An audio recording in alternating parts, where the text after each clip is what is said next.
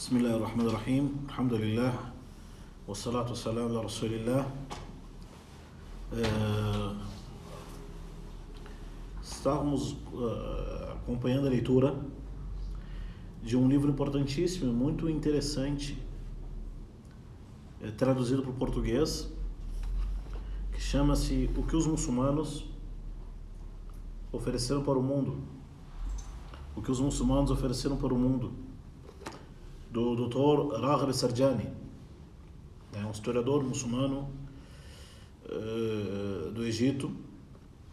E tem uma passagem desse livro que ele menciona, na realidade,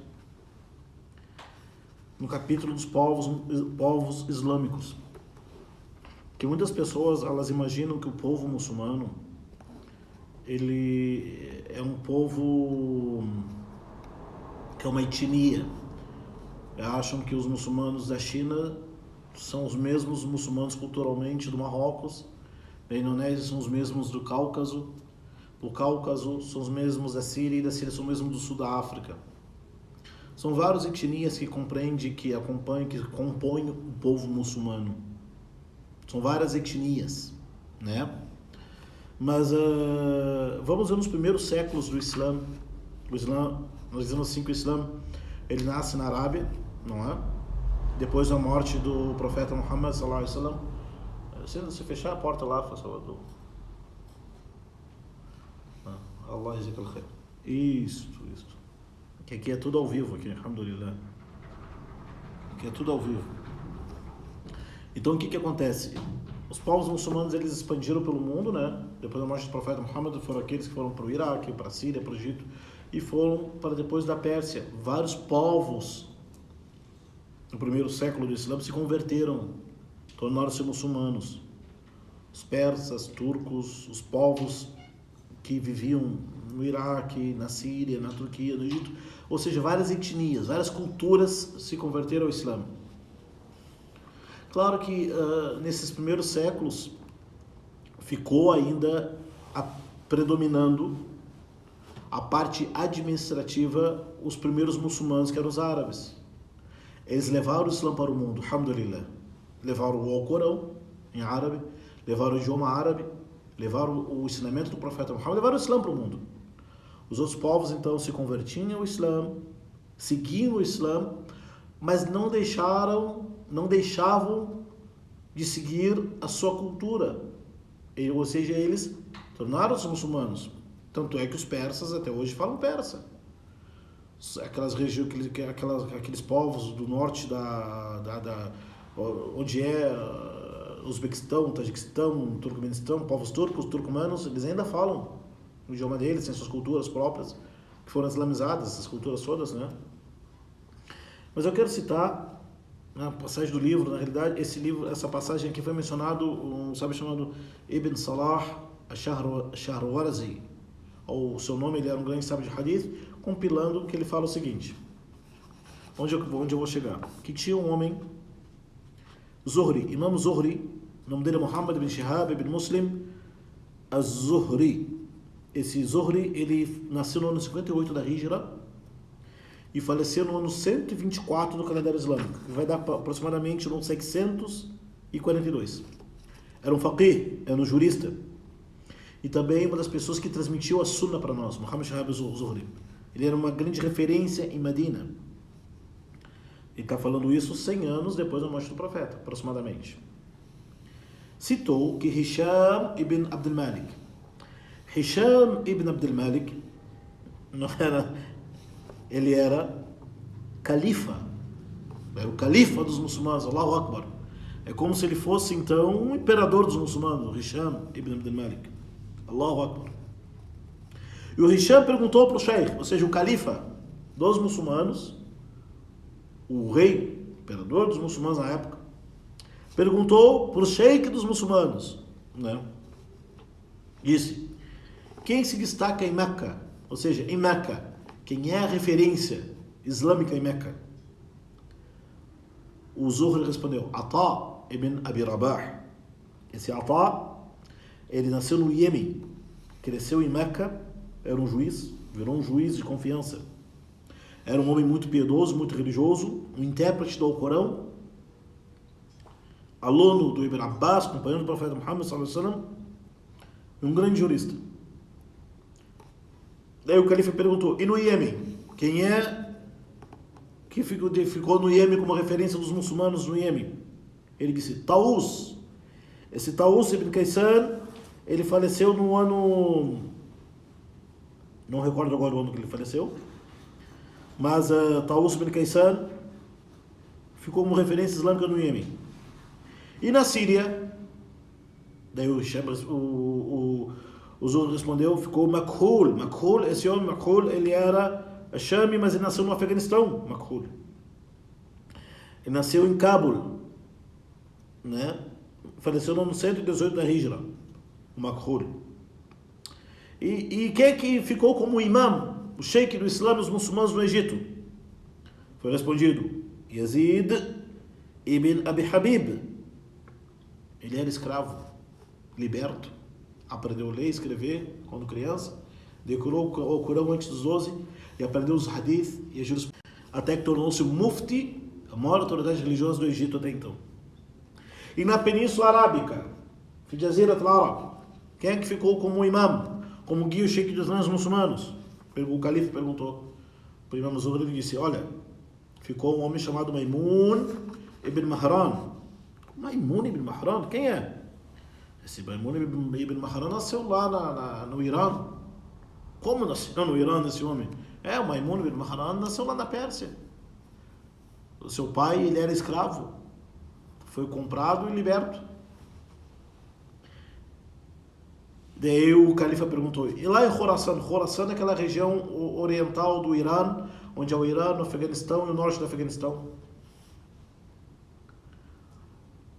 O imam Ibn Shihab respondeu, ficou Ad-Dahak ibn Abi Muzahim. Ad-Dahak, quem é o Dahak ibn Muzahim? Esse Dahak faleceu no ano 105 da Hijra. Al-Khurasani. Ele era um escravo da África, de Nuba, do sul do Egito, onde é o Sudão hoje. Foi liberto em Meca, e de Meca foi aprendendo, foi parar lá no Khorasan. Allahu Akbar. Era um grande intérprete do Alcorão, e que memorizava os hadith, e ensinava as crianças na mesquita. E em Basra, capitais islâmicas, está falando, quem era o imam em Basra? Ele disse, Hassan ibn Abi Hassan, ou Hassan al-Basri. Esse Hassan al-Basri, o pai dele, se converteu ao Islã, né? O Hassan nasceu no califado do Omar. Foi trazido, o seu pai era escravo, liberto. E o Hassan al-Basri, né? Veio com seu o seu pai veio, era um escravo liberto, morou em Medina, com o Hassan nasceu, então, faltando 2 anos antes de morrer o Omar, nasceu em Medina. E o seu pai, o pai do Hassan Basri, ele era servo, empregado. Ele era empregado das pessoas e servia, era como se fosse um servente das pessoas em Medina. E o Hassan aprendeu com os grandes companheiros do profeta do Islã, e quando foram para o Iraque, o Hassan acompanhou junto, foi aprendendo, até se tornou-se a maior referência islâmica em Basra. E perguntaram em Kufa, uma grande cidade islâmica lá no Iraque até então, quem é o imam deles lá? Ibrahim al-Nakhai. Ibrahim al-Nakhai. Quem é esse Ibrahim al-Nakhai? Al-Kufi. Esse Ibrahim al-Nakhai, rahmatullahi alayhi, um grande sábio, também ele é lá do norte do Iraque, a família é originária. Ou seja, foi perguntado as capitais islâmicas do segundo século do Islã, que era no Iêmen, na Síria, no Egito, na Península Arábica, no Iêmen já falamos, Basra, Kufa, e lá na região do Khorasan, terra dos persas, em Basra. Moral da história, todos eles eram filhos ou netos de escravos libertos, filhos de convertidos, ou netos de convertidos. Ou seja, não eram árabes. não eram árabes, de nascença, nem de cultura, nem de origem, e nem seus pais. Seus pais se converteram ao Islã, ou seus avós se converteram ao Islã. Allahu Akbar. Daí o califa, o Hisham ibn Abdul Malik, perguntou: esses referências islâmicas, o conhecimento islâmico lá nesses países, eles são árabes ou são não árabes? Como que pode? Nós conquistamos todos os territórios, passam-se 50 anos depois, agora quem ensina as pessoas a religião são aqueles que foram vencidos, derrotados? São aqueles que foram conquistados? Como é que pode isso daí? Daí o Zuhri falou: olha, califa, eles são dos estrangeiros, são dos povos convertidos.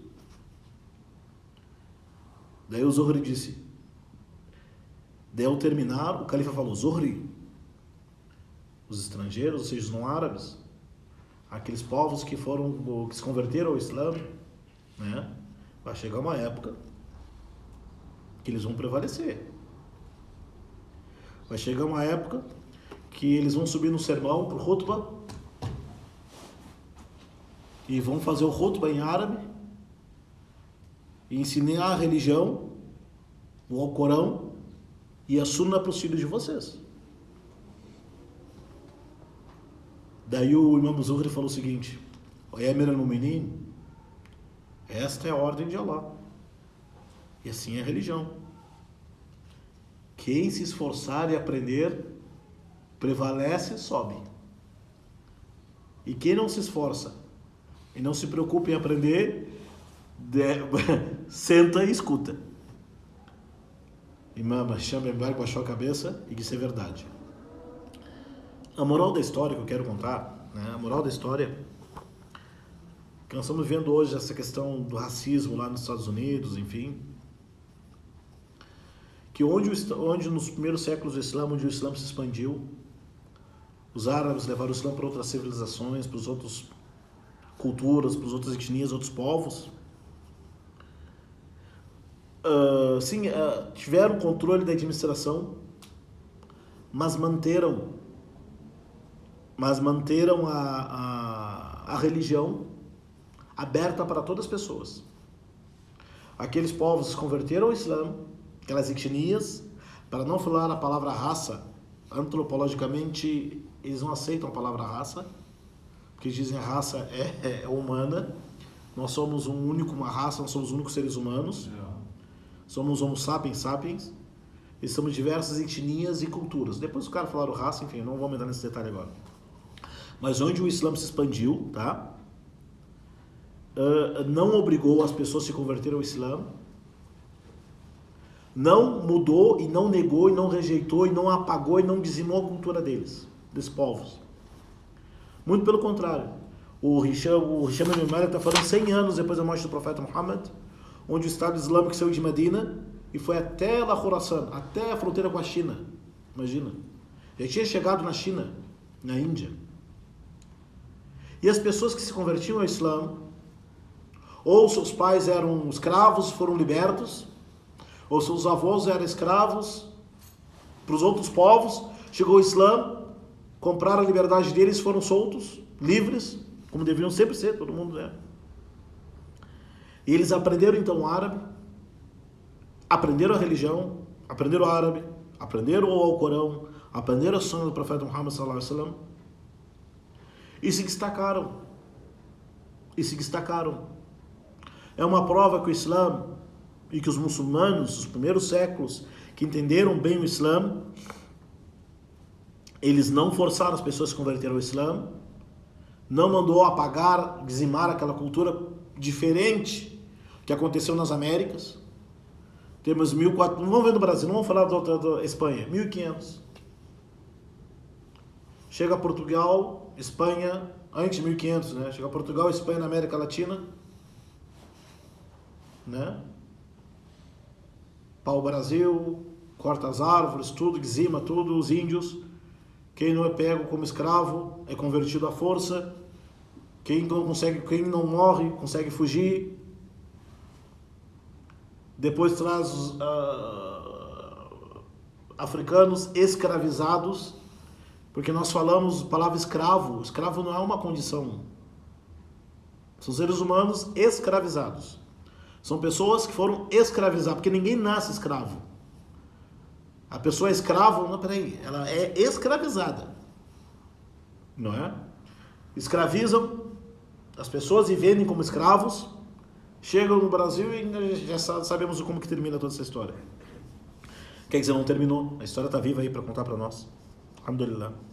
E na expansão islâmica não foi feita a mesma coisa. Não.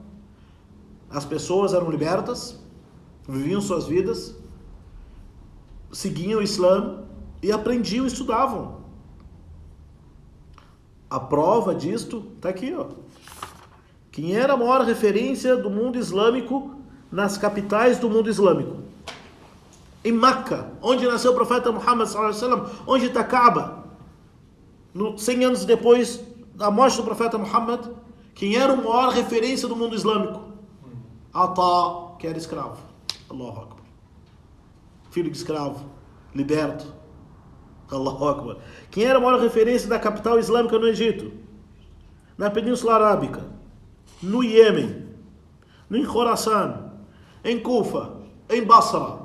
As maiores capitais do mundo islâmico até então, os guias religiosos, as referências da fatwa, do juiz, da jurisprudência, do direito islâmico, da interpretação do Alcorão, da ciência islâmica, do idioma árabe, Allahu Akbar, não eram árabes. Não eram árabes. É uma prova que o Islã é de Deus para todas as pessoas.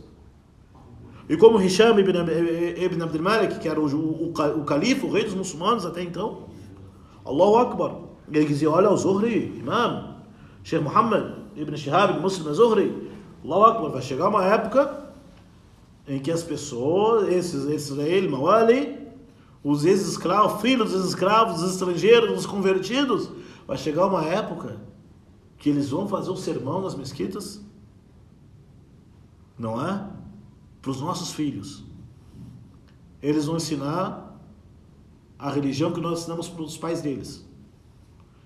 Eles vão ensinar para os nossos filhos o idioma que nós ensinamos para os pais deles. Eles vão ensinar para os nossos filhos o Alcorão que nós ensinamos para os pais deles. É o que está acontecendo hoje, alhamdulillah.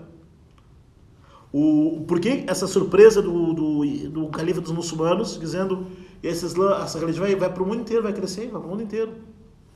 E quando o Ibn Shihab, o Zuhri, falou o seguinte, disse o seguinte, essa expressão, essa é a vontade de Allah. Quem caprichar, quem se esforçar, se dedicar no conhecimento, sobe um degrau. Quem não se dedicar, deixar para lá, desce um degrau. É o que acontece. Moral da história, Allah revelou o Alcorão no idioma árabe. No melhor dos mensageiros árabes. Os árabes levaram o Islã para o mundo, mas não quer dizer que todo muçulmano é árabe. E nem quer dizer que todo árabe é muçulmano. Alhamdulillah, alhamdulillah. Nós aqui estamos no Brasil, 2020, falando histórias das pessoas que viveram há 1300 anos atrás. Imagina se o califa dos muçulmanos, Hisham ibn Abd al-Malik, visse muçulmanos do Brasil lendo o Corão. Agora há pouco, duas irmãs, se converteram num lugar chamado Amazônia, no Brasil, lá em Manaus, se converteram pela internet. Allahu Akbar. Pelo WhatsApp se converteram. Imagina na época do califa dos muçulmanos, Hisham ibn Malik. Pessoas do interior do Brasil se convertem ao Islã, escutam o Alcorão em língua portuguesa, escutam o hadith traduzido, tudo traduzido, e se convertem ao Islã, alhamdulillah. É uma prova isso, meus irmãos, que Allah é o Senhor dos mundos, e quem segue essa religião e se esforça em seguir, Allah orienta ele. Não é? Alhamdulillah. Eu quis compartilhar isto para vocês, para todos nós. Lembrando, olha só, a gramática, como é que a gramática em árabe é assim, sabe? É nahu. É nahu. والعروض النحو, as regras da gramática árabe, as regras da conjugação dos verbos, tudo. Sabe quem é que botou? Se eu perguntar para qualquer brasileiro aqui, qualquer um que fala a língua portuguesa, que está nos acompanhando agora, a palavra substantivo, adjetivo, sujeito, predicado, pretérito perfeito da língua portuguesa, que é coisa chata, quem é que inventou? Quem é que criou isto? Ninguém sabe. Mas no árabe a gente sabe. Foi o homem chamado Khalil ibn Ahmed al-Farahidi, que faleceu no ano 170 da Hijra. Então, era árabe, era persa. Allahu Akbar. E ele aprendeu, e ele foi mestre de um homem chamado Sibawayh, que o nome dele era Abu Bishr Amr ibn Uthman ibn Qumbur, o imã dos gramáticos, o primeiro a detalhar a ciência e gramática árabe. Nasceu aonde? Nas aldeias do Shiraz, Allahu Akbar, lá do interiorão do Irã, em Shiraz, Allahu Akbar. Nasceu lá no Shiraz, se mudou para Basra, ou seja, esse é o Islã. Alhamdulillah. Quem entende, quem compreende, quem segue, o Islã não faz distinção. Os primeiros muçulmanos não faziam distinção. Esse é chinês, esse é negro. Esse é árabe, esse é europeu. Esse é persa, esse aqui é africano. Não. Os primeiros muçulmanos não faziam distinção. Sabe, entende, compreendeu, sabe? Fadal, pode entrar, pode ficar na frente. Seja quem for. Isso é o Islã. Semana que vem tem mais, um pouco de história islâmica. E obrigado por nos acompanhar aqui no canal. E o assalamu alaikum wa rahmatullahi wa barakatuh. Se alguém tiver dúvida, pergunta. Tem uma irmã والكر بالي يقول لك يا شيخ ادعي لي بأن يرزقني ولد أو بنت وزوجتي مسلمة برازيلية. أسأل الله تعالى أن يزوجك أولا ثم يرزقك الله تعالى أولادا كثيرة. أول شيء أسأل الله تعالى أن يزوجك بمن هي أصلح لك، سواء كانت برازيلية أو غير برازيلية، وأن يرزقك الأولاد ويبارك لك فيهم.